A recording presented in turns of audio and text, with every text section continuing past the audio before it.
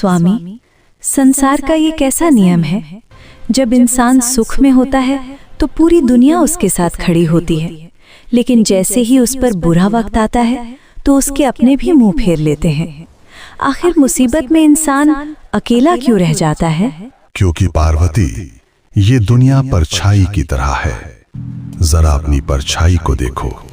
जब तक तुम रोशनी में हो, परछाई तुम्हारे साथ साथ चलती है, लेकिन जैसे ही अंधेरा आता है, तुम्हारी अपनी परछाई भी तुम्हारा साथ छोड़ देती है। जब तुम्हारे शरीर का हिस्सा परछाई ही अंधेरे में वफादार नहीं, तो तुम दूसरों से क्या उम्मीद करती हो? अकेलापन सजा नहीं, ये संकेत है कि अब तुम्हें अपनी रोशनी खुद बननी है।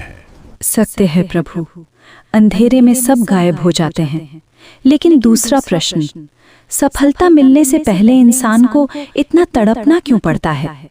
क्या उसे आसानी से मंजिल नहीं मिल सकती? नहीं पार्वती, क्योंकि आसानी इंसान को कमजोर बना देती है। उस तितली को देखो, उसे कोकून से बाहर आने के लिए बहुत जोर लगाना पड़ता है। अगर मैं उस कोकून को खोल दूं और उसे बिना मेहनत के बाहर निकाल दूं, तो उसके पंख कभी मजबूत नहीं होंगे, वो कभी उड़ नहीं पाएगी। इंसान का संघर्ष ही उसके पंखों में ताकत भरता है। दर्द उसे तोड़ नहीं रहा, उसे उड़ने के लिए तैयार कर रहा है। अद्भुत, संघर्ष ही शक्ति है। अंतिम प्रश्न प्रभु, जो लोग चुपचाप मेहनत करते हैं, दुनिया उन्हें नाकाम क्यों समझती है? उनकी मेहनत किसी को दिखाई क्यों नहीं देती? क्योंकि निर्माण हमेशा शोर के बिना शांति में होता है। दुनिया उस विशाल पेड़ की तारीफ करती है जो हवा में झूम रहा है, लेकिन कोई उन जड़ों को नहीं देखता जो जमीन के नीचे अंधेरे में मिट्टी को पकड़कर पेड़ को खड़ा रखती हैं। अगर जड़ें बाहर आकर दिखावा करने लगें तो पेड़ गिर जाएगा।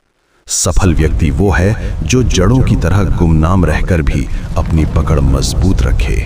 हे महादेव, आज जीवन का सार समझ आ गया। साथ छोड़ना परछाई का धर्म है, संघर्ष करना तितली की उड़ान है, और चुप रहना जड़ों की ताकत है। हर हर महादेव।